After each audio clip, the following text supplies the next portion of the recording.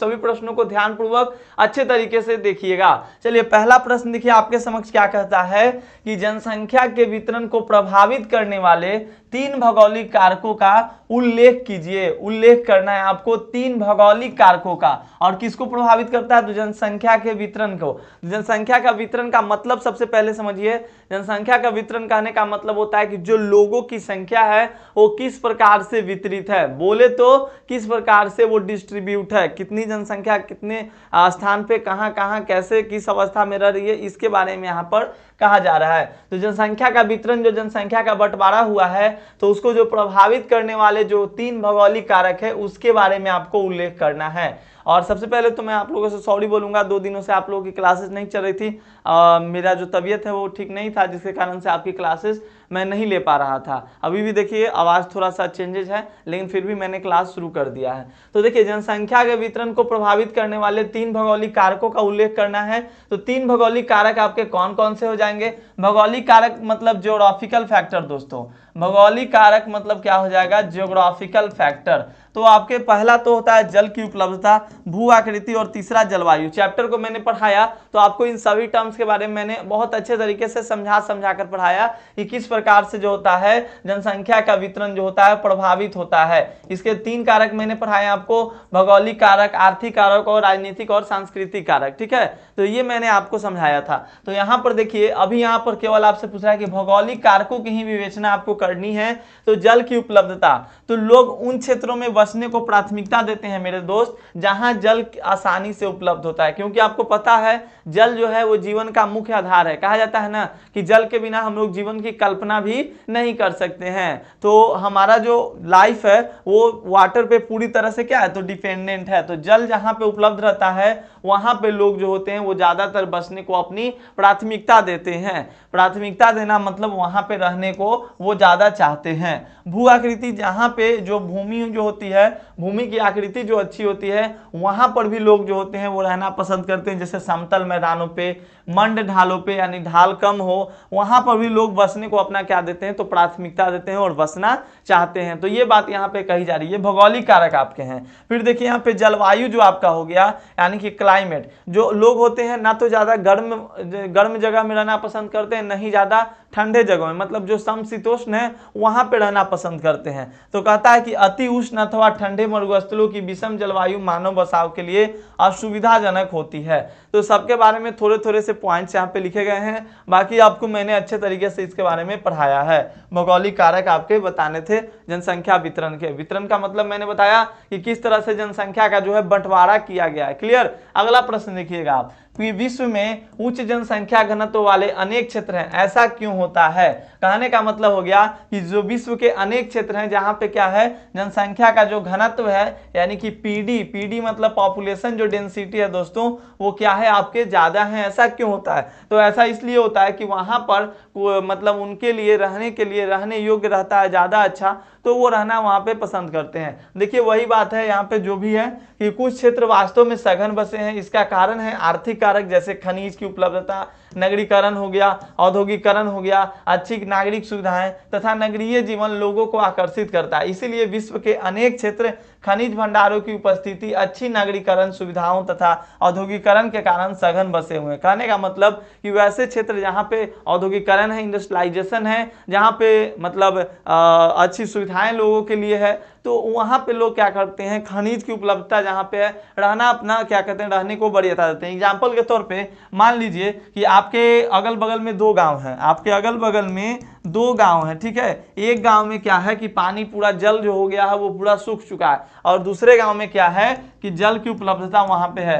तो आप सिंपल सा बताइए कि आप कहां पे रहना पसंद करेंगे? सिंपल सी बात है भाई, जहां जल है वहां रहना पसंद करेंगे। एक और एग्जांपल ले लेते हैं। मान लीजिए कि आप अभी हैं अपने शहर पटना में मान लीजिए आपको रोजगार नहीं मिल रहा, यहाँ पे नगरीकरण नहीं है, मान लीजिए यहाँ पे औद्योगिकरण नहीं, इंडस्ट्रियलाइजेशन नहीं, इंडस्ट्री नहीं है, और यही आप जाते हैं महाराष्ट्र में, मुंबई में जाते हैं, तो वहां पर आपको इंडस्ट्री मिलता है, वहां पर आपके काम के ज्यादा अवसर मिलते हैं। तो सिंपल सी बात है ना, लोग ज्यादा से ज्यादा कहां पर बसेंगे, ज्यादा लोगों की संख्या कहां पे होगी? सिंपल सी बात है, महाराष्ट्र में होगी। तो वही प्रश्न है आपका कि विश्व में उच्च जनसंख्या घनत्व वाले अनेक क्षेत्र हैं, ऐसा क्यों होता है? तो ये पूरे वर्ल्ड की बात की जा रही है। क्लियर?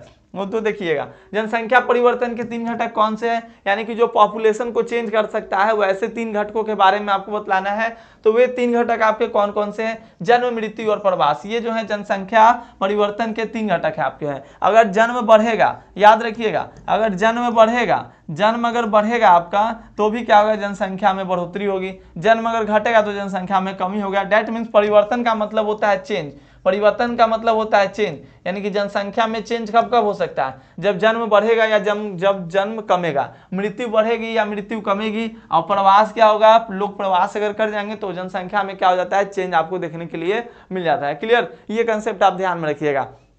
कमेंट सेक्शन में लिख रहे हैं कि क्लासेस कंटिन्यू नहीं होता है, तो ध्यान दीजिए। अभी तो मेरा तबीयत ही खराब था, 2 दिनों से मेरा तबीयत खराब था, जिसके कारण से आपकी क्लासेस नहीं हो पा रही थी। ना विश्वास हो तो आप खुद अभी मेरी आवाज़ से आप पहचान सकते हैं, तो इतना तो विश्वास कीजिए। सिलेबस आपके सही समय पे मैं खत्म करूंगा, टेंशन मत लीजिए। और क्लासेस भी इस तरह से मैं दूंगा कि आप लोगों को ज़्यादा बर्डन भी आप लोगों के ऊपर नहीं होगा। देखिए ना जी, हम लोग चैप्टर 3 तक तो ज्योग्राफी खत्म किए हुए हैं, इतिहास में चैप्टर 2 खत्म किए हुए हैं, उधर सोशियोलॉजी भी आपका चैप्टर 2 खत्म हो चुका है। तो जल्द से जल्द मैं सारी जो जितनी भी आपकी क्लासेस सब खत्म कर दूंगा। हिंदी में चैप्टर 2 तक पढ़ा दिया हूँ, इंग्लिश अभी शुरू नहीं किए, बस शुरू करेंगे। देखिए, निम्नलिखित में अंतर स्पष्ट कीजिए। जन्म दर और मृत्यु दर, प्रवास के प्रतिकर्ष कारक और अपकर्ष कारक दोनों में अंतर स्पष्ट करना है। जन्म दर का मतलब आप समझते हैं, जन्म दर कहने का मतलब होता है प्रति 1000 पर 1 वर्ष में जन्मे जीवित बच्चों की संख्या को जन्म दर कहा जाता है। मतलब 1000 में से 1000 अगर बच्चों ने जन्म लिया 1 साल में, जस्ट एन एग्जाम्पल, अगर उसमें से कितने बच्चे जीवित हैं, उसमें से आपके कितने बच्चे जीवित हैं, तो जो जीवित बच्चों की संख्या होती है मेरे भाई, उसी को जन्म दर कहा जाता है। जस्ट इसका अपोजिट हो जाता है कि प्रति 1000 में 1 वर्ष में मरने वाले, मतलब 1000 बच्चा जन्म लिया, 1000 बच्चा जन्म लिया, उसमें से कितने बच्चे मर गए, तो जो मरने वाले बच्चों की संख्या होती है उसी को मृत्यु दर कहा जाता है, यानी डेथ रेट कहा जाता है। क्लियर, जो 1000 में से कितने बच्चे जीवित रह गए उसको जन्म दर, और 1000 में से कितने बच्चे मर गए उसको कहा जाता है मृत्यु दर। क्लियर रखेंगे, तो ये आपका क्लियर हो गया जन्म दर और मृत्यु दर। अब आते हैं प्रवास के प्रतिकर्ष कारक और अपकर्ष कारक। तो प्रतिकर्ष कारक क्या होता है दोस्तों, तो देखिए प्रतिकर्ष कारक जो होता है, जैसे बेरोजगारी हो गया, रहन सहन की खराब दशाएं, निम्न मतलब खराब दशाएं, राजनीतिक उपद्रव हो गया, प्रतिकूल जलवायु, प्राकृतिक विविधताएं, महामारियां, ये सब आपके प्रतिकर्ष कारक हैं। प्रतिकर्ष कारक वैसे कारक होते हैं जो आपको वहां से क्या करते हैं, दूर ढकेलते हैं। कहने का मतलब कि वहां आप रहना पसंद नहीं करते हैं। जैसे एग्जाम्पल के तौर पे ले लीजिए, मान लीजिए कि आपके गांव में या आप जहां पे रह रहे हैं वहां पे प्रतिदिन दंगे फसाद हो रहे हैं, प्रतिदिन मारधार हो रहा है, तो आप वहां रहना पसंद करेंगे नहीं, तो वो क्या हो गया, आपके प्रतिकर्ष कारक हो गए। प्रतिकर्ष कारक मतलब जो आपको अपने से दूर भगाता है, जो क्या करता है, दूर भगाता है। और अपकर्ष कारक का मतलब क्या होता है मेरे भाई, अपकर्ष कारक का मतलब होता है, अपकर्ष कारक का मतलब होता है कि जो आपको अपनी ओर खींचता है, जो आपको अपनी ओर खींचता है उसको हम लोग कहते हैं अपकर्ष कारक। अपकर्ष कारक काम के बेहतर अवसर, रहन सहन की अच्छी दशाएं, शांति व स्थायित्व, जीवन व संपत्ति की सुरक्षा तथा अनुकूल जलवायु। यहाँ पर देखिए प्रतिकूल जलवायु था, प्रतिकूल का अपोजिट होता है अनुकूल जलवायु।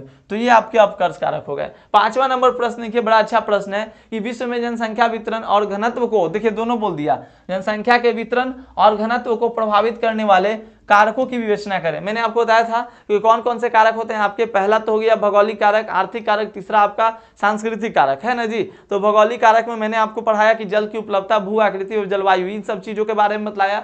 और आपके जो आर्थिक कारक हो गए, जैसे नगरीकरण हो गया, खनिज की उपलब्धता हो गया, औद्योगिकरण हो गया, ये सब आपके आर्थिक कारक, जिससे पैसे के सोर्सेस जो होते हैं उसको कहा जाता है आर्थिक कारक। और सांस्कृतिक कारक जैसे वही दंगे फसाद वाले जो हो गए सारे टर्म्स, तो वो आपको ध्यान रखना है। सबके बारे में देखिए कहा गया है कि जनसंख्या, पृथ्वी पर जनसंख्या के असमान वितरण, घनत्व एवं वृद्धि के अनेक कारकों ने प्रभावित किया है। जनसंख्या के घनत्व और वितरण को प्रभावित करने वाले कारक इस प्रकार हैं, भौगोलिक कारक, आर्थिक कारक और सामाजिक एवं सांस्कृतिक कारक, है ना। तो सामाजिक और सांस्कृतिक कारक में बतलाया आपको।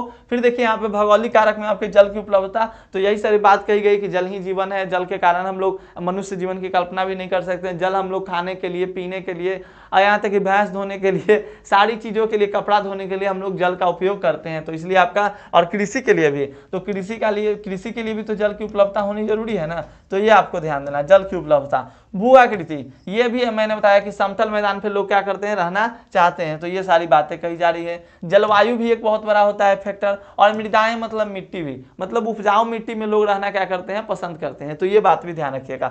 आर्थिक कारक में वही खनिज के बारे में, खनिज जो होता है, जैसे खनिज जहाँ पे रहेगा वहां पे लोग जाएंगे तो वहां पे ज्यादा रोजगार उनको मिलेगा, तो ये बात यहाँ पे कही जा रही है, खनिज की उपलब्धता। क्लियर? तो खनन और औद्योगिक गतिविधियां रोजगार उत्पन्न करता है, अतः कुशल एवं अर्धकुशल कर्मी इन क्षेत्रों में पहुंचते हैं और जनसंख्या का सघन बना देते हैं। मतलब ऐसे क्षेत्रों में क्या होते हैं, लोग ज्यादा बसते हैं, सघन हो जाता है। सघन मतलब घना, विरल मतलब कम, सघन मतलब ज्यादा घना, विरल मतलब कम। देखिए नगरीकरण, यानी कि जब वहां पे लोगों को अच्छी सुविधाएं मिलती है नगर में, तो वहां पर भी लोग क्या करते हैं, जाना अपना पसंद करते हैं। इंडस्ट्री जहाँ रहेगा वहां पे भी उनको रोजगार मिलेगा। सामाजिक और सांस्कृतिक कारक में जैसे कुछ स्थान धार्मिक अथवा सांस्कृतिक महत्व के कारण अधिक लोगों को आकर्षित करते हैं, जैसे बनारस वगैरह देख लीजिए, मक्का आपका हो गया। तो ठीक इसी प्रकार लोग उन क्षेत्रों को छोड़कर चले जाते हैं जहां सामाजिक और राजनीतिक अशांति होती है। कई बार सरकारें भी लोगों को विरल जनसंख्या वाले क्षेत्रों में बसने को प्रोत्साहन देती है। मतलब जहां पे जनसंख्या कम है वहां पे भी सरकार चाहती है कि लोग बसें, जहां पे जनसंख्या विरल है यानी कि कम है वहां पर भी सरकार चाहती है कि लोग जाकर क्या करें, यहाँ पर बस जाएं। तो ये बात आप ध्यान में रखिएगा। अब देखिए ये बहुत वीवीआई प्रश्न है, वीवीआई रखिएगा एग्जाम में, इस बार भी पूछा गया है, हर बार पूछा जाता है, बहुत इंपॉर्टेंट है। इससे प्रश्न मतलब हर तरह से आते हैं, ऑब्जेक्टिव में भी आते हैं और सब्जेक्टिव में भी आते हैं। तो इसका मतलब ये है कि इस प्रश्न से आपके प्रश्न एग्जाम में आने वाले हैं, 100% श्योर रहिए। सांख्यिकीय संक्रमण सिद्धांत 3 अवस्थाओं वाले मॉड्यूल की विवेचना करना है। प्रथम अवस्था मैंने आपको पढ़ाया था, ये प्रथम अवस्था में जन्म दर भी ज्यादा, मृत्यु दर भी ज्यादा। क्यों? क्योंकि लोग जो होते हैं पुराने जमाने के, आज से 200 साल पहले के जितने भी देश थे वो सब इसी समय में थे। किस में थे? तो प्रथम अवस्था में थे। मतलब जन्म दर भी ज्यादा था, मृत्यु दर भी ज्यादा था। लोगों के पास न तो उतनी अच्छी सुविधाएं थी, लोगों के पास न तो उतने अच्छे टेक्नोलॉजी थे जिसके कारण वो जन्म दर पे कंट्रोल कर सके या मृत्यु दर पे भी कंट्रोल कर सकते, मेडिसिन वगैरह ये सब कुछ नहीं थे। तो आज से 200 साल पहले, 200 वर्ष पूर्व विश्व के सभी देश इसी अवस्था में थे। और इसमें क्या होता है दोस्तों कि उच्च प्रजननशीलता वो उच्च मातृता होती है, मतलब मृत्यु दर भी उच्च और प्रजननशीलता मतलब जन्म दर भी ज्यादा, क्योंकि लोग महामारियां और भोजन की अनिश्चित आपूर्ति से होने वाली मृत्युओं को क्षतिपूर्ति अधिक पूर्ण उत्पादन से करते हैं। जनसंख्या वृद्धि धीमी होती है और अधिकांश लोग खेती में कार्यरत होते हैं। जहां बड़े परिवारों को परिसंपत्ति माना जाता है, जीवन प्रत्याशा निम्न होती है, अधिकांश लोग अशिक्षित होते हैं और उनके प्रौद्योगिकी स्तर निम्न होता है। मतलब पढ़े लिखे लोग नहीं होते हैं प्रथम अवस्था में, और उनकी जो प्रौद्योगिकी यानी टेक्नोलॉजी का जो लेवल है वो क्या रहता है, तो बहुत ही निम्न रहता है। ये बात यहाँ पे कही जा रही है। द्वितीय अवस्था में क्या होता है दोस्तों कि इसमें प्रारंभ में यानी स्टार्टिंग में प्रजननशीलता, यानी अभी के टाइम में एग्जांपल ले लीजिए, हम लोग जो है इसी पीरियड में है, क्या कहता है, देखिए इसी स्टेज में है कि इसमें क्या होता है, प्रारंभ में प्रजननशीलता ऊंची बनी रहती है, लेकिन यह समय के साथ घटती जाती है। यह अवस्था घटी हुई मृत्यु दर के साथ आती है। स्वास्थ्य संबंधी दशाओं व स्वच्छता में सुधार के साथ मत्यता कमी आती है। इस अंतर के कारण जनसंख्या में होने वाले शुद्ध योग उच्च होता है। मतलब कहने का मतलब ये स्टार्टिंग में तो बर्थ रेट ज्यादा रहता है, जैसे हमारे यहाँ अभी स्टार्टिंग में बर्थ रेट ज्यादा था, लेकिन अब क्या हुआ है, लोग जागरूक हुए, हम दो हमारे दो जैसी बहुत सारी यहाँ पे चलाई गई सरकार के द्वारा योजनाएं, तो उसके तहत अब क्या हुए हैं कि बच्चों की संख्या मतलब अब धीरे धीरे जन्म दर में कमी हो रही है और मृत्यु दर आपके ठीक ठाक है। तो समय के साथ ये शुद्ध योग अब बन रहा है। तो यही द्वितीय अवस्था हो गया। और अंतिम अवस्था यानी तीसरी अवस्था जो होती है, इसमें प्रजननशीलता और मातृता दोनों अधिक घट जाती है। देखिए दोनों अधिक घट जाती है। घटने कहने का मतलब हो गया कि अब लोग पूरे समझदार हो जाते हैं, टेक्नोलॉजी भी पूरी तरह से अच्छे तरीके से विकसित हो जाती है। देखिए उनके पास तकनीकी ज्ञान होता है। ऐसी जनसंख्या विचार पूर्वक परिवार के आकार को नियंत्रित करते हैं, मतलब विचार करके परिवार को लोग जन्म देते हैं। बहुत सारे प्रोसेस भी अब आ गए हैं, अल्ट्रासाउंड वगैरह, तो इन सब चीजों के हेल्प से भी मतलब अब क्या हो गया, तीसरी अवस्था में क्या होता है कि प्रजननशीलता मतलब जन्म दर और मृत्यु दर दोनों अधिक घट जाता है और जनसंख्या या तो स्थिर हो जाता है या मंद गति से बढ़ता है। जनसंख्या नगरीय और शिक्षित हो जाती है तथा उसके पास तकनीकी ज्ञान भी होता है। जैसे अभी विश्व के अधिकांश देश, मतलब बहुत सारे देश जो हैं, अधिकांश देश तो आपके द्वितीय अवस्था में ही आएंगे, लेकिन बहुत सारे देश जो विकसित देश हैं जैसे आपके अमेरिका हो गया ये सब, तो वो सब देश क्या हैं, तो आपके तीसरी अवस्था के अंतर्गत आपके आते हैं।